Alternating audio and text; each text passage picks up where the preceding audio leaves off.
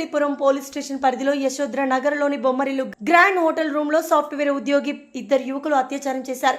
పోలీసుల వివరాల ప్రకారం హైత్ నగర్ లెక్చరర్స్ కాలనీలో చెందిన యువతి చిన్ననాటి స్నేహితుడు గౌతమ్ రెడ్డి మరో స్నేహితుడితో కలిసి సోమవారం సాయంత్రం బాధితురాలు సాగర్ రింగ్ రోడ్ సమీపంలో ఓంకార్ నగర్ లో ఉన్న బొమ్మరిల్లు గ్రాండ్ హోటల్లో పార్టీ చేసుకునేందుకు రూమ్ ను అద్దెకి తీసుకున్నారు.